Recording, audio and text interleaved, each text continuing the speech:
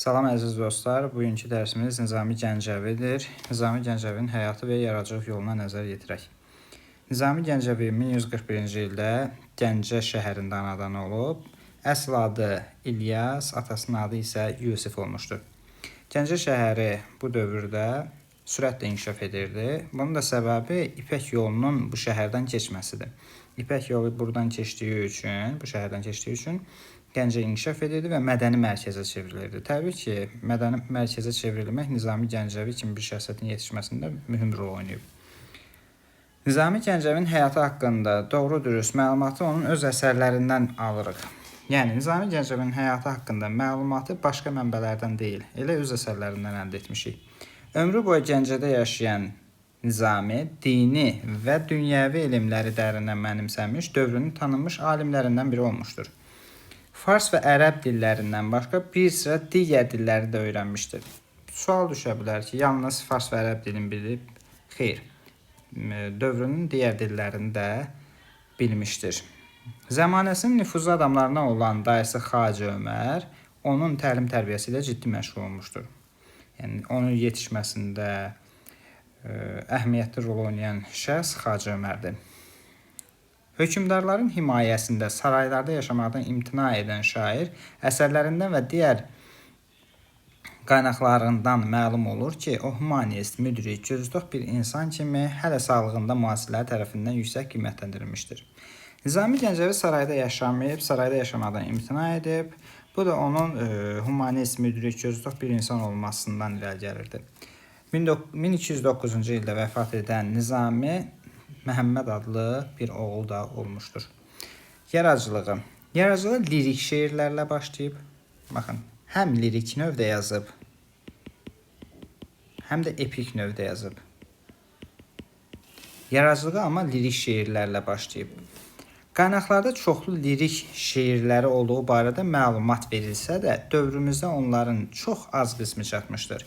Yəni, Nizami Gəncəvinin bütün əsərləri hal-hazırda əlimizdə olan bizə çatan əsərlər deyil. Yəni, qaynaqlarda çoxlu lirik şeiri olduğu barədə məlumat var. Amma bizə Nizamiyə aid 120 qəzəl, 30 rübaya, 6 qəsidə gəlib çatmışdır. Yəni, onun divanı tam şəkildə dövrümüzə gəlib çatmayıb.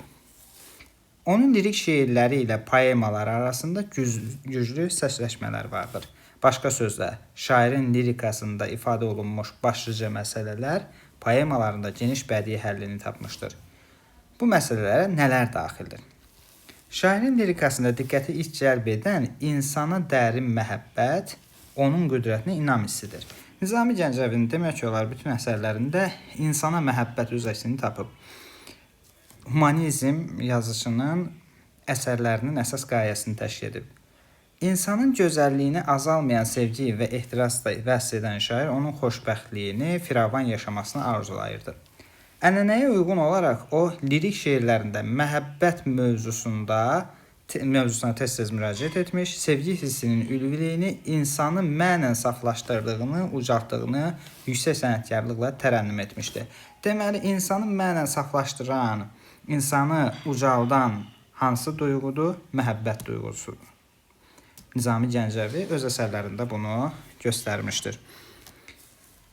Nizami Gəncəvi 30 il ərzində ona dünya şöhrəti qazandıran 5 poema yazmışdır. Bu 5 poema 30 ərzində yazılıb və Nizami Gəncəvinin dövründə xəmsə adlandırılmayıb. Sonralar xəmsə beşlik deməkdir, adlandırılan bu əsərdə mühüm həyati problemləri qoyulmuş, onların bədii həlli verilmişdir. Həm problem qoyulub, həm də onun həlli verilib. Poemalar əsasən fərqli mövzularda yazılsa da, onları birləşdirən cəhətlər də az deyildir. Bax, poemalarını birləşdirən cəhətlər dövlətin ədalətlə idarə edilməsi, xalq və hökmdar, şərə, pisliklərə nifrət, insanın kamilləşməsində məhəbbətin rolu. Bir daha təkrarlayaq, dövlətin ədalətlə idarə edilməsi, xalq və hökmdar, şərə, pisliklərə nifrət, insanın kamilləşməsində məhəbbətin rolu. Bax, bunlar poemalarının ortaq mövzularıdır, birləşdirən mövzulardır. Bu təsadüfi deyildir. Şairi ömrü boyu düşündürən humanist ideyalar həmin əsərlərdə öz ifadəsini tapmaya bilməzdir. Nizaminin ilk poeması Sirlər Xəzinəsi poemasıdır. 1174-cü ildə yazılıb. İctimai fəlsəfi görüşlərini geniş əks etdirən qiymətli sənət əsəri kimi bu gün də maraqlı oxunur. Yəni Sirlər Xəzinəsi ictimai fəlsəfi mövzudadır. İctimai fəlsəfi məhəbbət mövzusunda deyil. Poemada toxunan məsələlər çoxdur, lakin şair nədən danışırsa danışsın, ictimai ədalət ideyasını, insan ləyaqətinin ucalığını, əməyə, elmə, sənətə hörmət hissini ön plana çəkmişdir. Yəni, danışılan mövzular çoxdur, amma onlar içərisində ən mühüm mövzular ictimai ədalət ideyasıdır, insan ləyaqətinin ucalığı, əməyə, elmə, sənətə hörmət hissidir. Poemada əksini tapmış 20 məqalətdə, bu məqalətlər söhbətlərdir. Məhz bu məsələlər daha çox önəm verilir. Bu məqalətlərin məzmunu ilə səsləşən 20 hekayətdə isə şair oxucusunun diqqətini ibrətamiz hadisələrə cəlb edir. Onu düşünməyə, nəticə çıxarmağa yönəldir. Deməli, Sirlər Xəzinəsinin vahid süjet xətti yoxdur. Vahid süjet xətti yoxdur. Burada 20 məqalət var və onun məzmunu ilə səsləşən 20 hekayət var. Mənzum hekayənin əsası da bax burada qoyulub. Yəni 20 hekayət mənzum hekayə nümunəsidir ki, hekayə janrının da əsası bax burada qoyulmuş olur. Mənzum hekayənin. Amma mənsur hekayə, yəni nəsrlə yazılan hekayə isə bu 19-cu əsrdədir. Əsərdə xalq və hökmdar probleminə xüsusi diqqət yetirilməsi şairin insana məhəbbətindən irəli gəlirdi. Yəni, xalq və hökmdar probleminə xüsusi diqqət yetirilib bu əsərdə. Bunun da səbəbi nədir? Yenə də insana məhəbbətdir. Yəni, hökmdar insana məhəbbətlə yanaşmalı, onu əzməməli və s. Yəni, xalqın tərəfində dururdu yazıcı. Poemadakı məqalətlərdə hansı məqalətlər var? İnsanın mərtəbəsi haqqında, ədalət və insafı gözləmək haqqında, padşahın rəiyyətə qayğı göstərməsi haqqında. Baxın, hekayətlərdə haqqında sözünü biz görürük. Yəni, tam veriblərsə əgər suallarda haqqında sözünü orada görə biləcəksiniz. Deməli, hekayətlərimiz, daha doğrusu məqalətlərimiz hansılar oldu? İnsanın mərtəbəsi haqqında, ədalət və insafı gözləmək haqqında, padşahın rəiyyətə qayğı göstərməsi haqqında. Bunların məzmunu ilə səsləşən hekayətlərimiz də var. Nüşirvan və Bayquşların söhbəti, Sultan Səncər və Qarı, Zalım Padşahla Zahidin dastanı. Bunlar deməli bizim hekayətlərimizdir. Haqqında sözü olanlar isə məqalətlərdir. Bundan başqa hekayətlərdən yenə Sultan Səncər və Qarını dedik. Yaralı uşağın dastanı var. Kərpic kəsən qoca dastanı var. Ki, dastan sözü burada bildiyimiz dastan janrı deyil, mənzum hekayələrdir. Dastan həm də əhvalat deməkdir. Hökmdarlara təsir etməyə çalışır, onları ədalətli olmağa, xeyirxah əməllərə səsləyirdi. Şairin ikinci poeması Xosrov və Şirin poemasıdır. 1181-ci ildə yazılıb. Mövzu məhəbbət mövzusudur. Sasani şahı Xosrov Pərviz və Azərbaycan gözəli Şirinin sevgisi ilə bağlı əfsanə və rəvayətlər diqqətlə öyrənib, müxtəlif mənbələrdən natamam məlumatları səbirlə toplayıb, təhlil edən şair ölməz sənət əsəri yaratmışdır. Yəni, bu əsəri yazarkən, ərsəyə gətirərkən müxtəlif əfsanə və rəvayətlərdən istifadə olunub və müxtəlif mənbələrdəki natamam məlumatları toplayıb, belə bir əsər ortaya gətirib. Onu adi sevgi dastanı adlandırmaq olmaz. Dövrün ictimai, siyasi problemləri, əxlaqi etik qaydaları poemada öz geniş əksini tapmışdır. Yəni, təkcə məhəbbət mövzusundan deyil, həm də ictimai, siyasi problemlərdən, əxlaqi etik qaydalardan da bəhs edir poema. Dövlətin ağıl və ədalətlə idarə edilməsi, qadın ləyaqətinin ucalığı, təmiz əxlaq, insan qüdrətinə inam, sənət və sənətkara məhəbbət əsər boyu şairin izlədiyi məsələlərdir. Xosrov və Şirin poemasında hansı məsələlərə toxunub? Dövlətin ağıl və ədalətlə idarə edilməsi, qadın ləyaqətinin ucalığı, təmiz əxlaq, insan qüdrətinə inam təmiz əxlaq, insan qüdrətinə inam, sənət və sənətkara məhəbbət. Bunlar Xosrov və Şirin poemasında yazıçının izlədiyi əsas məsələlərdir.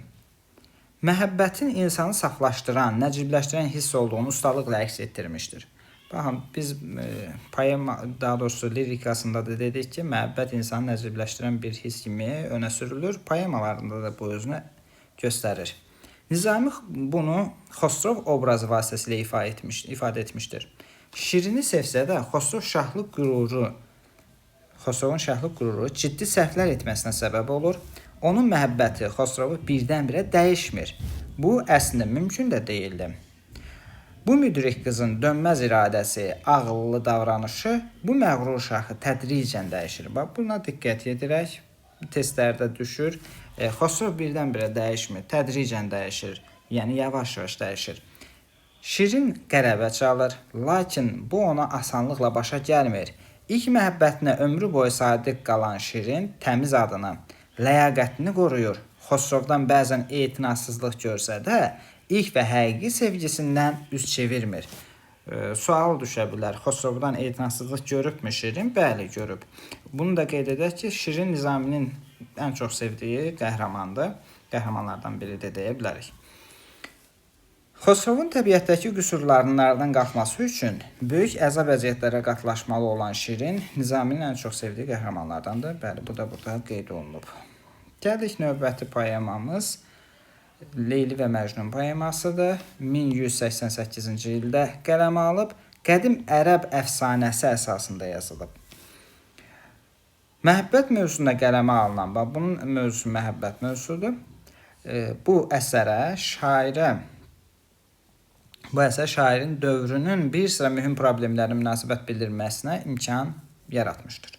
İnsanın mənəvi azadlığını uca tutan Nizami, müasirlər üçün mənəvi buxova çevrilən, onları hüquqsuz vəziyyətə saxlayan adətləri, baxışları qəbul etmirdi.